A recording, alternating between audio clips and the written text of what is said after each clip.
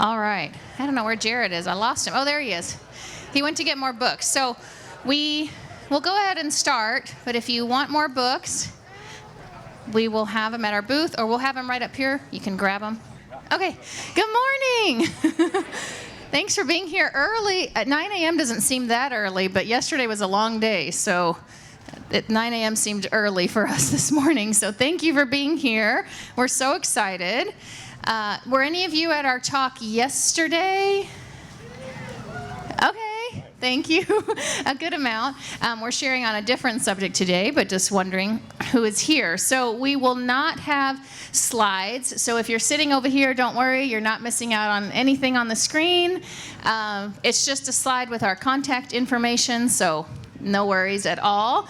We are so grateful to be here. I told Jared, at least for me, a lot of times, when you start doing homesteading and a different kind of life, not everyone really understands what you're doing. So you can't just strike up a conversation about chickens or growing food with anyone, right? Because they'll look at you like you're super strange. Like, how many chickens do you have? And so, hold on. I'm sorry. So, you are my people. Right? It's so fun to be amongst like-minded friends. So that is what's wonderful about the Homestead Festival. It's just a time to come together and share and learn. And so that's why we're here. I'm Annette. If you didn't know who I am, my name is Annette. My husband, Jared. This is our little one, Ava. And we live in a small town outside of Adairsville, Georgia. Do we have any Georgia friends? Okay, good. And when we started kind of this homesteading journey, country living kind of experience, our whole goal has always been to just hopefully inspire you to do the same. So people ask us, what do you do? And it's like, I think our goal is to inspire you to live life a little bit differently than the rest. And hopefully by kind of following along that, you have learned some things, and then we are just grateful. So thank you for having us. Do you want to say, you're going to say some things, and then I'll keep going. Sure, yeah, I guess I should give a disclaimer. I did this yesterday, and then there's more to the story now. So sometimes when we talk, usually when I talk, I say things I kind of maybe regret, especially when it's recorded. And so yesterday, I said a few comments, and I guess my phone was listening, so this morning I woke up and Facebook said, your account has been disabled. I thought, well, man, yeah, right? Thank you. See? It's like that idea, gather warmth from the coldness of others. So thank you, Facebook. I feel affirmed this morning from my friends. We're excited to be here. This book that we have plenty more of if you haven't got one is all that we would love to talk to you about, but we will not have time to share. And I hope you get one of those. We are very passionate. The title of it is Rewind, because some of us remember a time not too long ago where kids staring at screens at meals, and maybe even us parents, was not a normal thing, and going outside and playing was normal. There's a lot of normal things in there we'd love for you to take a look at and challenge yourself to try to rewind life a little bit and see what it feels like for a few days and hopefully a lifetime. This morning we're going to try and get very practical. We've got a few things we're going to talk about, but then we're going to probably leave at least half of our time here for some open questions and answers. We find that when we go to events, that's usually where we get the value, and it's nice to hear what other people's questions are, and we might make a fool of ourselves a few times answering some of those questions. But if you have a question that we don't get to, we're going to be at our booth all day. We've got a few books that are free, so come by. You can scan them or pick one up, and we will answer any questions you have if we have the ability to do that. So we look forward to talking with you. All yours. Thank you. All right, so in thinking of our talk today, we broke it down in kind of 3 different ways that we feel you can make homesteading a success, or 3 things you can do to be, a little more in tune with what this lifestyle is. And before I start, I'd love to get a feel. Who is, quote unquote, homesteading right now? Okay, who feels like they have a lot to learn and are just starting? Okay, great. Okay, no, that's so good. I have an idea. Yeah. We can stop, turn to your neighbor, and just ask him for all the answers of life. That's a great idea. So, before you start, I'm going to talk to you about the first step. And hopefully, if you are homesteading or you're not, all these, you can take notes. Here we go. Number one is the planning phase, right? And for me, I break that down into 3 things. Here's, I think, the number one thing I would recommend that you need to know if you plan on doing this lifestyle. And that is, you must know your why. Okay? Know your why. What does that mean? Why do you want to do this? Why do you want to do this lifestyle? Is it because, for us, we were doing lots of things in our life. I was working at the hospital. I was an ICU nurse. I actually, for a time in between there, designed wedding dresses, and I was doing a lot of things, going to New York Fashion Week, doing all these crazy things. But it's something still was calling us to do something different. And we didn't really know what that meant, but we felt like from the beginning, God made us to do things outside, to get our hands in the soil, to care for animals, and we weren't doing that. And so we had to really define our why, and I suggest that you really need to, on paper, write this down with your family. If you're doing it by yourself, write it down. Make a mission statement for yourself. If you're a family, sit down together and create something that lets you know, why am I doing this lifestyle? Maybe you want to grow more of your own food, to learn how to preserve it, to be more self-sustainable that way. There's lots of reasons.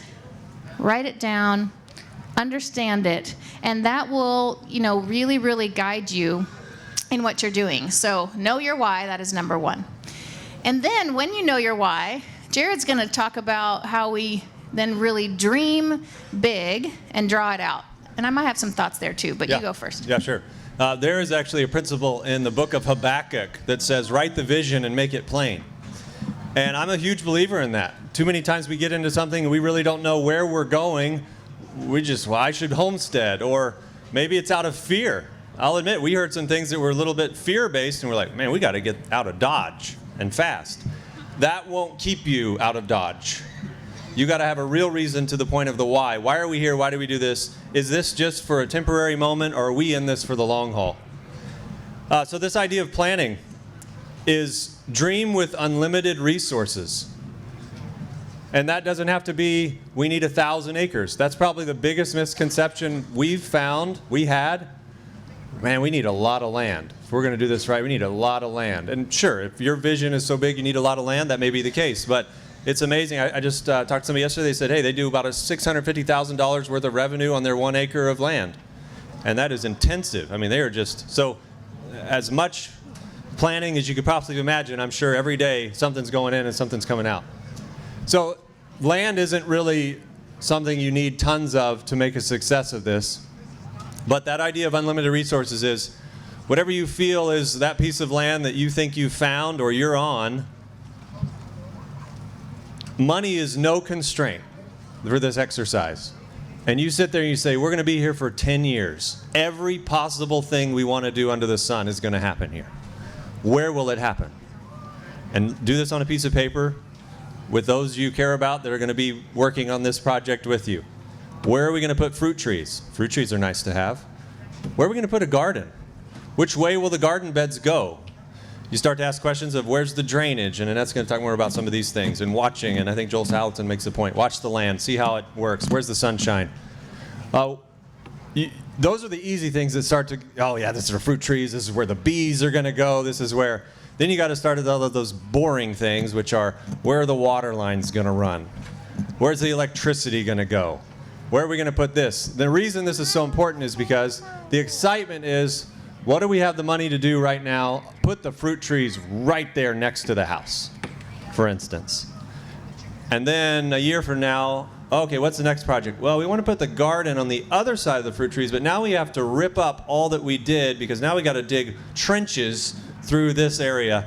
So by thinking of these things ahead of time, you're going to save yourself so much headache. Now, the reality is we may not have unlimited resources, but just by planning it out, it gives you a plan of what are the steps in which we're going to do this? Which of these things can we start with, or should we start with? It may be we have to start with a fence here. Man, that's not really fun, but it may be the best thing you got to do. And I think if you believe in the sustainability of this idea and know why you're doing it, you'll likely see the full vision carried out, that in the beginning you're like, we can never afford this, this is not reality. But if you plan it right, you will be shocked to see how things can fall together one step after the next. So it's a great exercise. It's fun because, wow, unlimited resources, what would we do? But then you jump back into reality a little bit and say, okay, then where do we start? Okay, she has a very good point. Oh, Go good. ahead. You gotta say it. If you wanna say it, you gotta say it. If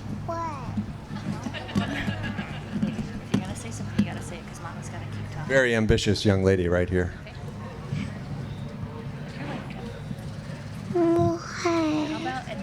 How about at the end we can sing together? Do you want to do that?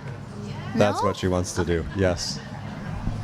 Okay, so a few things about the knowing your why, for example, is important to then kind of dream big and plan it out, is because, for example, let's say your why is because you want to raise animals. Well, you have to really understand that that is your why before you start dreaming big, because, for example, fencing is like a huge thing and a huge cost when it comes to keeping animals. And if you don't do fencing properly the first time, anyone that has goats and knows that if you put in the wrong fencing the first time and they escaped like the day after it's in and you're like, what is happening? And then you have to do even better fencing, that's something that you could have probably thought through a little more. And I think a lot of times it can, people think this life is super simple. And I love saying that it's simple in the fact that you're maybe not as materialistic, that you're happy with what you have. You don't need more. But at the same time, it can be expensive. And a lot of times it's expensive because of costs that you kind of acquired because you didn't plan properly. And I'm saying that for us. So one thing we did, for example, when we moved to our property, I'm a big advocate now of you really do need to watch the land. And you really do need to see what happens. So I think for a few things that we did not do that. And for example, I wanted more animals. Jared, build me another barn structure. And, he's like, okay, honey, it's like, there's always projects. And we put this one structure down in the bottom pasture where we thought it was perfect without the knowledge that when it rains in Georgia, it is literally in a spot where it flash floods. And what happens in that barn? The rain just comes down and washes all inside the barn. And so it's like almost pointless. The animals don't like going in there. It's like not safe because then they're like right where all the water's rushing. And so that was like a mistake. If we would have probably waited a little longer and realized this, it would have saved us time and money that we spent on that. So take into consideration to really know what it is you're trying to do, and then as you're dreaming big and planning it out, those things will help you. Another one is fun when we put in some electrical lines from our house to our barn. And now every time we have any other project or we're putting in any, plants or things, Jared's like, don't dig into the electrical line. Where are we digging? Hold on, let me find it. And it's kind of a pain, right? Because we have to, so that's something that we could have probably planned better of where we were putting our lines. So now we don't have to be careful. We break into our water lines and power lines. So keep that in mind. Do you have anything else on that? Not right now. Oh, I'm going to slow down. Okay. All right. So those are 1 and 2. The third thing is slow down and start small, which once you've dreamed so big and you've got everything, you got to slow it way down. So it's taken us years to it took us 3-4 years to get in a greenhouse. We, just now got bees and we're almost 8 years in. You don't have to do all the things at once. Somebody yesterday was asking me, Are you, do you do kombucha? Are you trying to do, and I'm like, there are so many things you can do. And that's what's cool about homesteading is you don't have to do everything. Just you doing one or two things that helps you be more self-sustainable is amazing. And what's wonderful about slowing down and starting small is that once you know your why, if you live in a skyrise in New York City, okay? If you live in a skyrise in New York City, you can start homesteading. You don't need all the things. You can start composting. You can start growing things on your balcony, all those things, but it's all because you know why you want to do it and you've slowed down and thought, where can I start now? So I would suggest you, if this is like your first year doing anything, pick one thing that's your passion on why you want to homestead and hone in on that. Learn about it. Ask friends about it. Know your growing zone. Talk to your local nursery. Figure out things and then just start. And once you've mastered that, move on to the next thing so you don't overwhelm yourself. I think the biggest thing is you get overwhelmed. Yeah, that's a temptation. I know when we first started, everybody was telling us, are you going to plant all this stuff? And it was like, oh, yeah, I guess we are. And then you plant it all, and you're like, okay, it's here. Do you eat this? No, I don't eat that. So I think a really important thing is grow things that you really like to eat. Because if you're going to work hard at them, they're probably going to grow, and then you need to eat them or can them or something else. One of the reasons we got into it, a little bit more on that why idea, and this is the second thing that we want to talk about, is patience. For us, we read a line from a book that was quite transformative. It said, there are two things most favorable in life for character development: the caring of plants and animals. And that was really our motivation to start this life. We looked at the long view and we thought, character is the only thing you can take off this planet. And you live in the rat race and you start to act like a rat. And you think of how much can I get, how much can I take, what's in this life for me, and it doesn't make for joyful moments. So for us, it was that. And so when you ask for that, boy, you are in for some exercise. And so for us, it was really from day one. James, I think it's James chapter 1. It says, "Brethren, count it all joy when you fall into various trials, knowing that the testing of your faith produces patience. But let patience have its perfect work, that you may be perfect, lacking nothing." And wow, that's a paradigm shift in the world we live in. That we crave trial. And let's get more animals that we're not going to sell. We need one of those. Yes. And boy, you start to realize that character building is definitely the work of a lifetime. And you're going to learn this. And I'm sure many of you already are. And you think, wow, you may have asked that question, so man, why do I do this? But I just want to encourage you that the long game, through history, there's some fascinating comments by Thomas Jefferson on the sustainable health of nations, and he ties it to those who tend the land. That nations where people are tending the land are nations that have a future. And so I think that's where in this country it's been in our DNA for so long. So patience is a big deal, and I just want to encourage you, don't give up on that idea. You want to say something? Or attempt to say something? I'll keep going. Well, I really wanted to say something. Yeah. So the patience also, when you know your why and you understand why you're doing it, then that will help you while you're going through the act of having patience. When your crops fail, when that first year, like we've planted all these things and they didn't work, when we have lost animals, and it is very hard. And you absolutely question your why when that happens. And I've told him, that's it. I'm not doing animals anymore. But it's the character development, honestly, aspect of it that you learn so much about yourself through those trials and through those experiences that make you keep going and have that patience to continue. So don't be discouraged when trials come, and just know that, you're going to see it through. You're going to see it through. Yeah, we found the last couple of years we've had a late frost.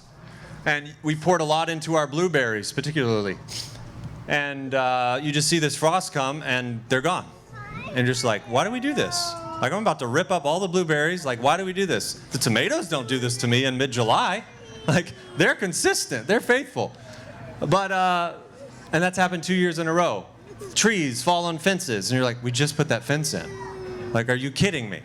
And so these things happen, and the temptation will be, why do we do this? Why do I subject myself? Why do I subject my family to this?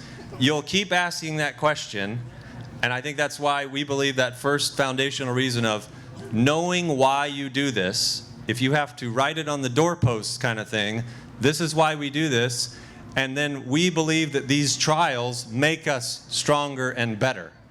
If you have that resolve and that mindset, nothing will stop you. And we found that that's usually what throws people off. I just want to give up. And this is where we can encourage each other on that journey and know, hey, it's okay. You got some setbacks. Slow it down. You're in this for the long haul. It's going to work. And another thing I would say is whatever project you're going to do on the farm, or even the whole big picture in general, there is a principle about letting fruit grow for 3 years in ancient Israel, and they would pluck the fruit off every year, putting all the energy into the roots. And that's a strange idea because, you planted this fruit tree to give you fruit. But if the idea is, am I committed to this for at least 3 years? I see that with any idea in life, business, anything. Give it 3 years and pour everything you've got into it, and then watch what happens. And usually with fruit trees, 4th year is when they start to go. But with a lot of projects, it's, let's give this a go. It didn't work. We're not doing this anymore. Long game. Picture the long game. And that's where you won't be greedy. A thing we're big believers in, and Kevin Krause is going to talk about this next, I think in 10B, is about the soil. This is another thing that builds on the patience aspect, which is you've got to pour into your soil. For your animal's sake or for your plant's sake, your soil is the lifeblood of your homestead. We talked a little bit about yesterday, so anybody here, I don't want to bore you too much, but the soil in America over the last 50 years has been depleted of so much nutrition that we go to products and things we think have, that has vitamin C. Like oranges are a big one. Everybody thinks, well, oranges have vitamin C. It's almost been fully depleted. Like all these things, because we just keep taking from the land, and we're not putting back into it through compost and other things and nourishing it. So it's such an important thing for the health of your plants particularly. We found that as you nourish the soil, your plants are healthier. And bugs aren't likely to eat your healthy plants. And they'll know that. If you got bugs absolutely swarming to an area, it's not, hey, this plant for some reason is just not a good plant. It's likely the soil is unhealthy, and I need to nourish the soil so that the bugs don't come back here a second time. Okay, so we've talked about planning, patience, and then the last point that I feel is probably the most important is people. And I'm going to tell you, community is so important. You have to, the purpose of homesteading is not to run and hide from society and move to where no one will ever see you again. I promise you, sometimes you feel like that's what you need to do, right? Because the world is so crazy and you want to kind of just create this bubble for you and your family or yourself. But you have to have a community to support you, because if you don't, I believe you will fail, or it's going to be very, very hard. So I'm going to give you a few examples of stories on our farm from our animals, because I feel like I've learned so many life lessons from our animals that have really helped me learn about the importance of community. So the first year when we moved, we got a little donkey. His name is Buddy. We were so excited. We drove all the way down in Georgia to get him. We did not look at the weather and did not know that it was going to be one of the largest snowstorms in Georgia history. So we had, at that time, because we just moved to the country, we didn't have a truck. We drove my parents' minivan. Yeah. With a donkey in the back. This was a miniature donkey. He was in the back of the van in a crate. I'm sure we looked super awesome to anyone driving by. And we got caught in the biggest snowstorm. It was wild. But we were so excited. We had this little donkey. And just because someone tells you to get an animal because they're cute, please don't do that. please research and understand what animal is right for your farm. That is very, very important. We kind of started off with the dream of let's get all the animals, let's do it. Pretty quickly you will realize you need animals that can help serve a purpose. Our donkeys now do serve a purpose, but back then we were like, let's just get him. He's so cute. Well, he was very lonely. And we had other animals, but he was the only equine, and he was very lonely. He would act out. He would try to bite. He wanted to play with us because he needed a friend. And so 8 weeks later, we brought home Chili the donkey that we found. And instantly, Buddy was happier. And it was amazing to see how an animal's temperament changed just because there was someone else like him with him. So that was super cool to see. I think we have to have someone else that can support us and be with us and encourage us. The other story, which is really fun, is we had a broody turkey that was sitting on a bunch of eggs in the barn, and she hatched a bunch of chickens because we have turkeys, ducks, and chickens. We have a mixed flock. And all the eggs, she left a bunch of eggs there that were no longer hatching. And honestly, at that point, I hadn't really thought about looking at them or candling them. This was a few days after most had hatched. So I put them in a trash bag, and I put them in the back of Jared's truck. We had a truck at that point. And the next day, we went outside, and we heard chirping. And I was like, where is that coming from? You heard it, right? There was a little baby duck that had hatched inside of this trash bag in the back of Jared's truck in the heat. I think it incubated it longer, and it was ready, and it hatched. We had this little lone duck that had no parent, no friend.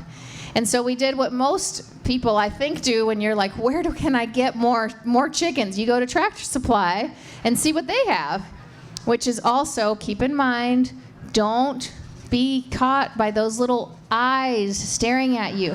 When you go at Tractor Supply, I need more chickens. I need more ducks. Please consider if you can take care of them and if you have the right space for them before you come home with new babies. But Annette, are you writing this down? I am for myself. Yes.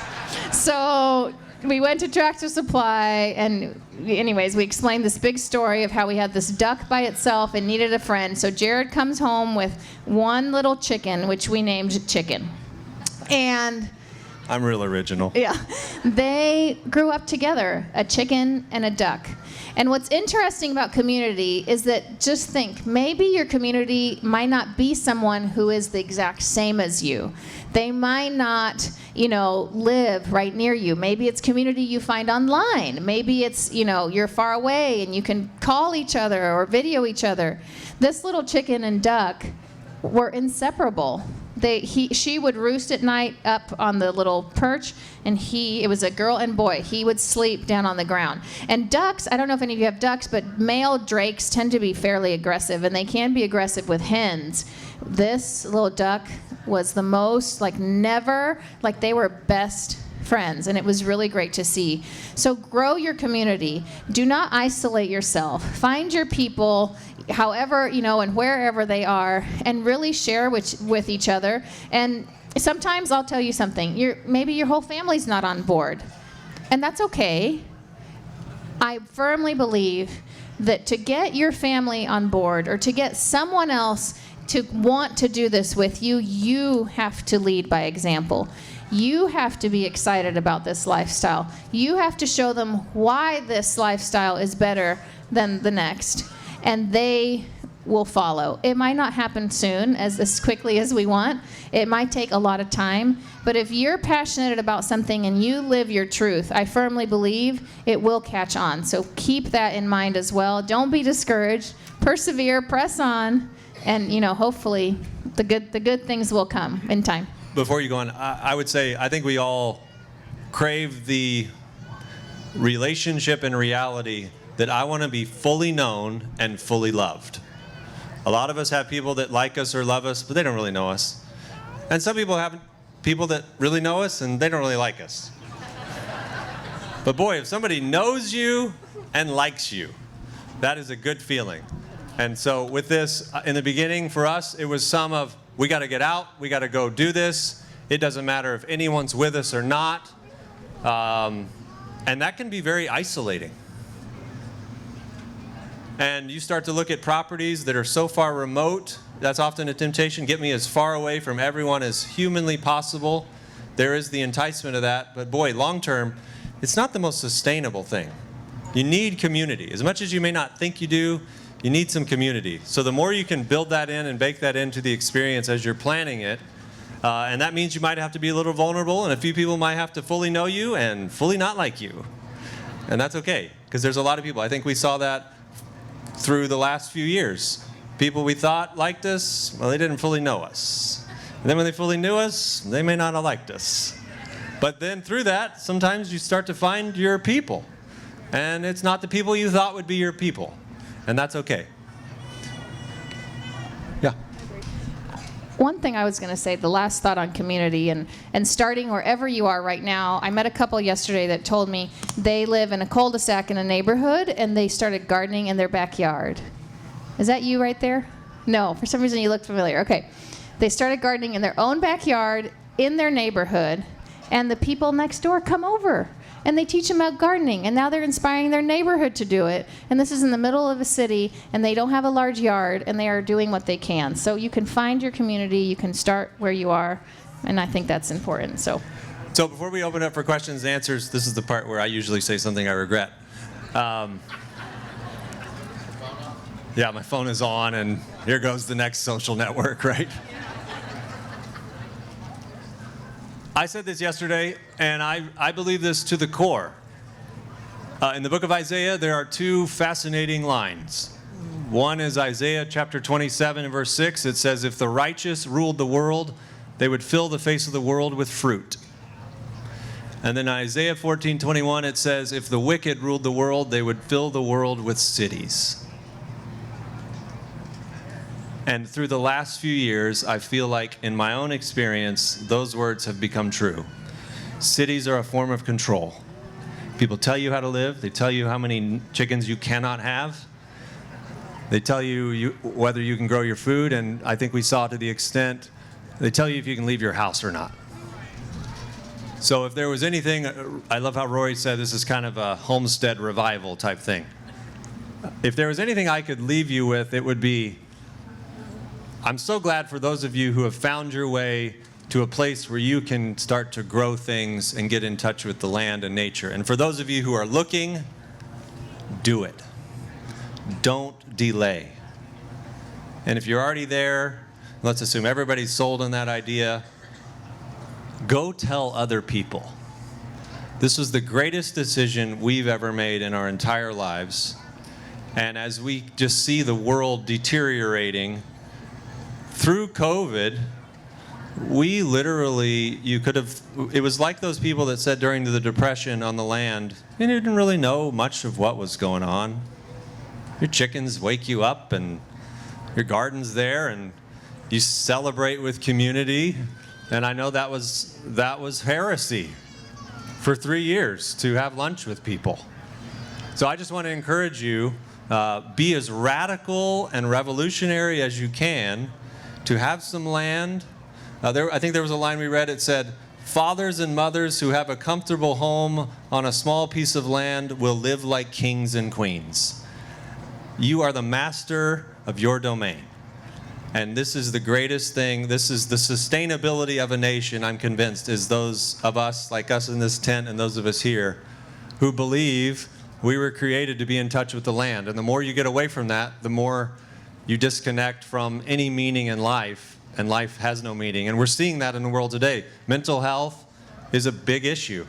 And it's often from people staring at a screen and they don't know what real life is like because those people on the other side of the screens are living it. But if we can be the ones who are connected with the land, all the data and the science now shows you connect with the soil, you connect with animals, your mental health is amazing, your sleep is better, your health is better, all these different things, let alone all the benefits of what we're growing and the nutrition of it. So anyway, thanks for letting me preach and be disbanded from another social network. Appreciate that.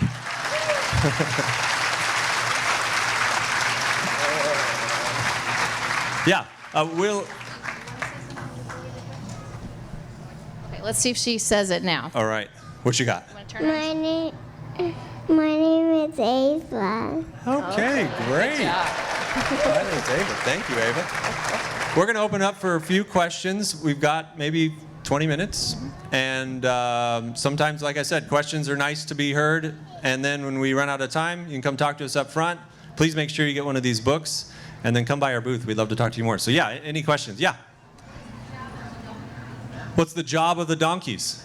Yeah, for us, you want to go? They help us keep the coyotes and things away, we think. We haven't had any deer issues come near our garden, and we give the credit to the donkeys. They're not a livestock guardian dog, so they won't necessarily, they don't think of their, farm animals as we must protect them at all costs, but they do want to protect themselves, and they don't like when things come in their area. So for us, they've been great for that and very fun. And we don't have dogs, so that may be the reason.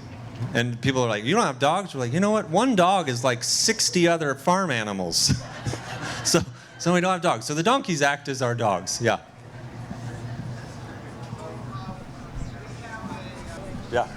Okay, so that's some of the things where you might, if you're not, he said there's a lot of bugs and things where they're just building it, so they're not there yet full time.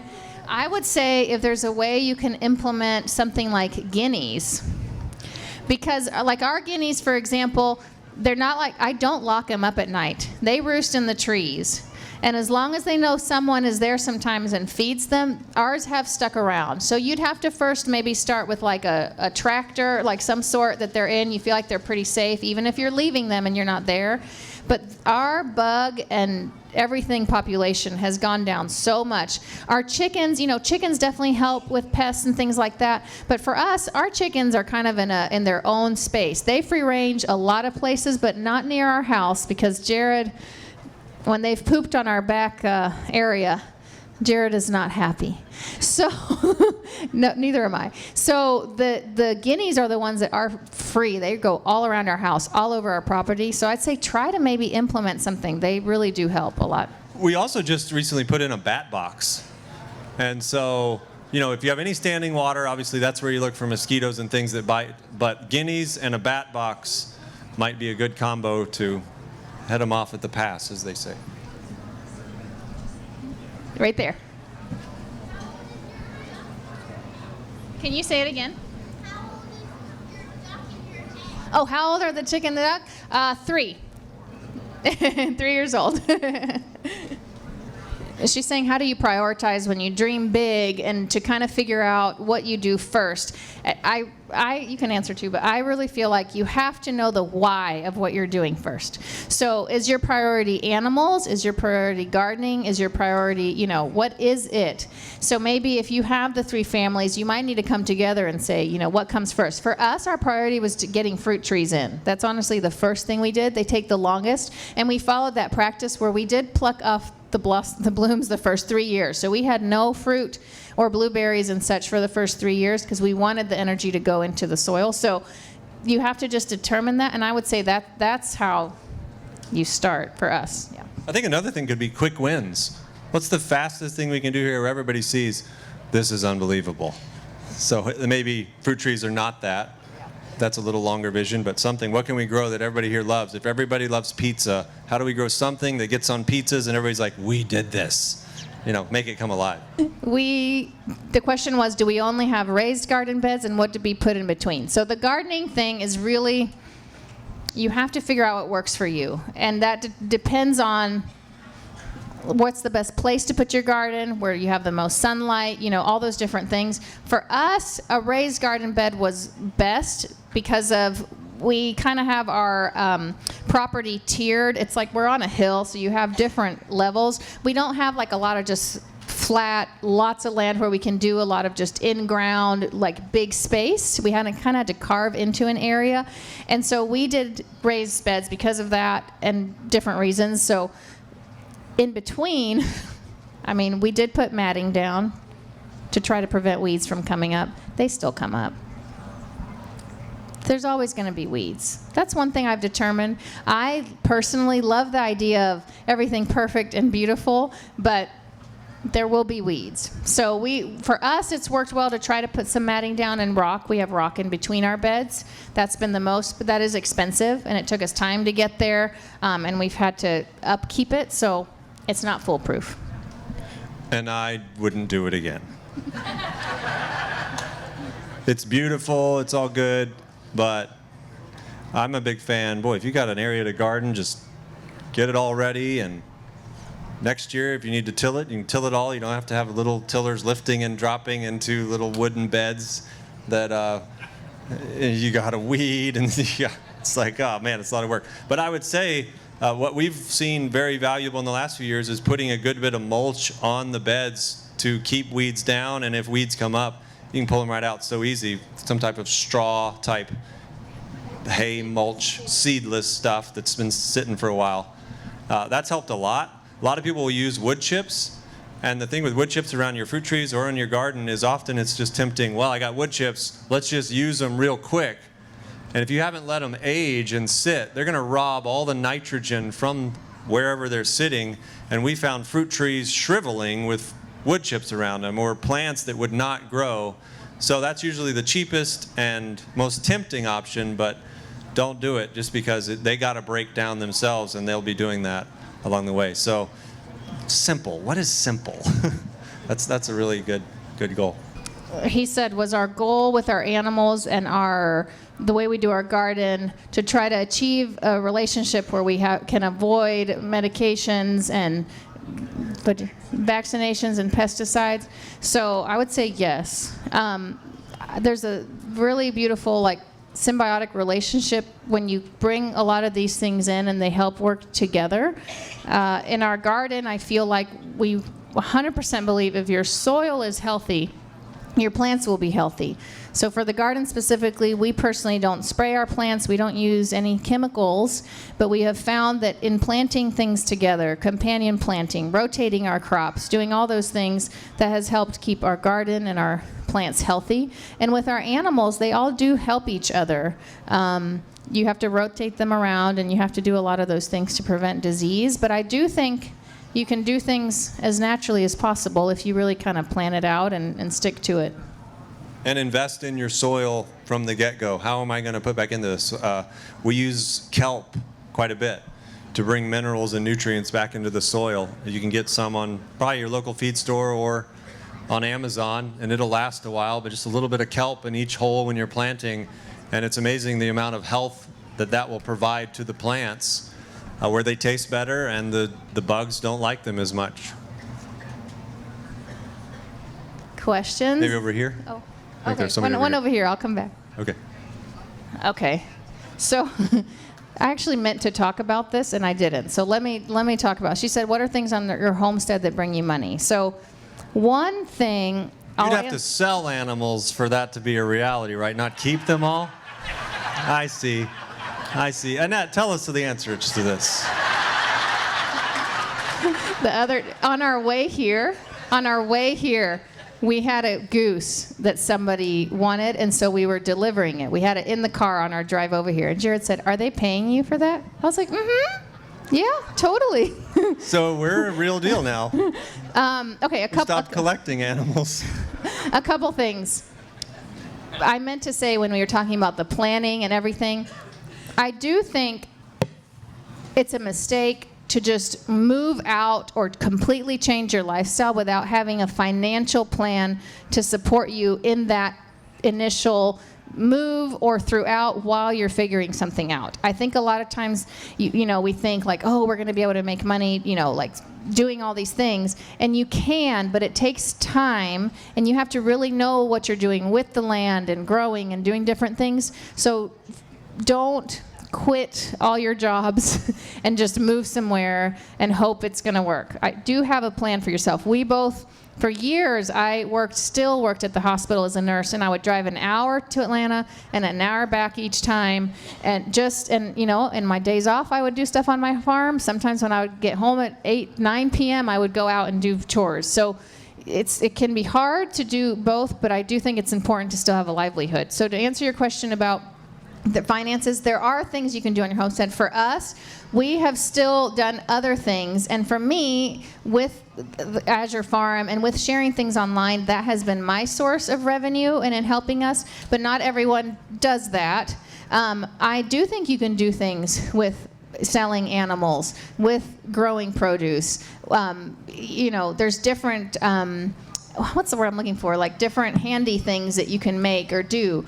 But I say some of that takes time, so just plan for that. And also, if you do have like a craft or something you do, or selling soap, like I know a friend of ours, they sell like the most amazing lotion. They're Wild Oak Farms, and they have their goats, they milk their goats, they make their own lotion. Then they have made a very wonderful livelihood out of that, but it takes time. She worked for a long time until just last year she stopped working and then dedicated herself full time to doing that as her job. So just have a plan, I would say, is my main answer for that. There was a question over here. Yes. The question was, how do we protect our free-ranging chickens from hawks and things like that? So I personally, for me, I have loved having roosters. That is one thing that I feel does help protect your chickens from hawks specifically.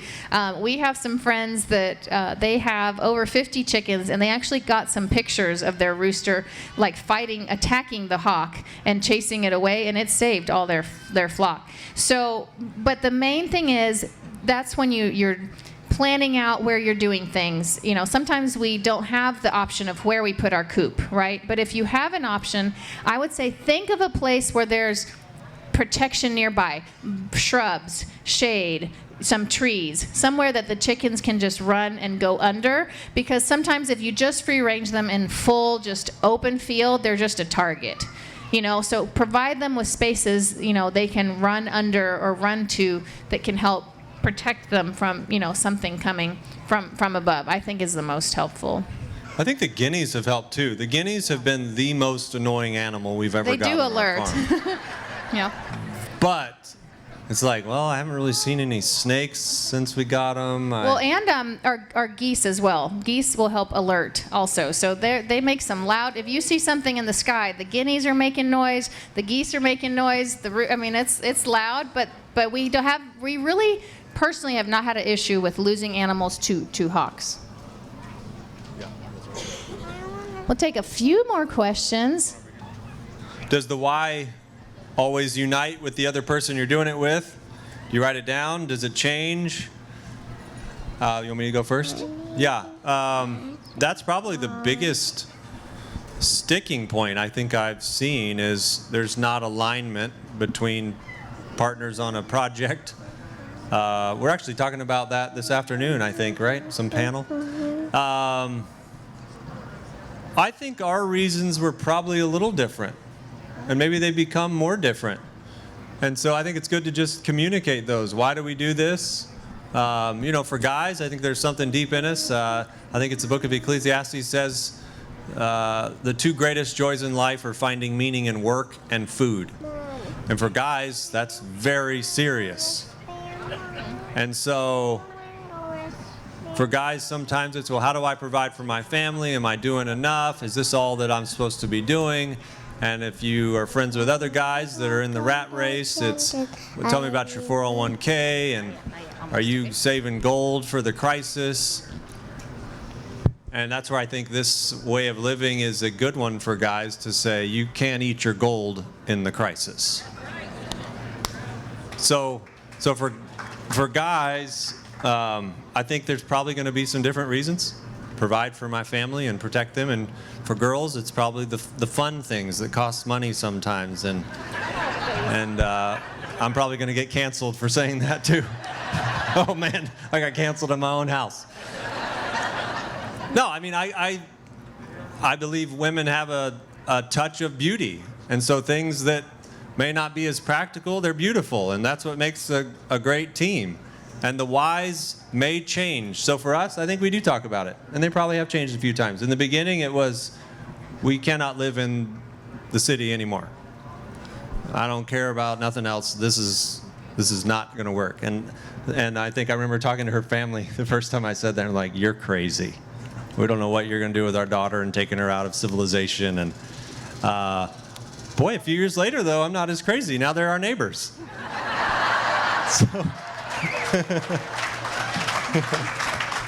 So yeah, I do think that's probably a very loaded discussion on how do you write it down, and is it okay if it changes, and what do you do if somebody's like, I'm not down with this anymore, and is that okay for a little while, and to work through that. And that's, again, I think the long vision. Why are we here? Why do we do this? Is this making our marriage better or worse? If it's making it worse, nothing else matters. Stop. Then what would you say about simplifying? If you had a purpose statement, are you simplifying this, or does it have to be complicated? Complicated is complicated. That's never helped. So I would say the most simple you can do everything, the least steps is the best. Simple is the best. So if you can find something that aligns with both of you that is simple, and then you go from there and you reevaluate. I think the main thing is you need to communicate, right? You got to touch base. Like, hey, do we still good about this? Next month, is this still our mission? Have we changed? Has something, pivoted? And just communicate. I know we are doing a panel at, is it 3 or 2? Oh. Yeah. 3? Okay, thank you. There's a panel at 3 p.m. today. We're on it with 2 other couples, and the goal is to talk about, marriage and how you do this together, and I think maybe hopefully that'll have some helpful answers too on that. I would say, though, probably something that we don't give enough credit for is one of us or both of us are looking at a world that we think is greener than the one we're in. And then you start to think, well, maybe my values aren't your values, and it's all coming just from a screen. So that may be something more to consider. Why are the values not aligned, and are we looking at reading, watching, listening to different things, and those things can seep in, and one second you think you're on the same page, and the next second you don't know why you're not. Yeah, I'll start. For me, I think it was having animals you love die. Yeah, That's probably big animals. And burying those animals. Yeah, that was probably the hardest for us. Just animals you love and care for, and you start to just ask, like, man, this is the only thing humanity can't figure out, death. And it just makes you ask lots of right questions. So yeah, for us it was animals, man. That's my favorite. Yeah. Yeah, one more. I've really been enjoying your cookbook, and I'm just wondering, what's your favorite seasonal dish? What's your go-to? Yeah. She says she's really been enjoying our cookbook, and what is our favorite seasonal dish. So I have a cookbook. If you didn't know, I did it with my friend Angela, and it is a cookbook that kind of walks you through the seasons. It's called the Harvest Table Cookbook. You can get it on Amazon. And what is my favorite?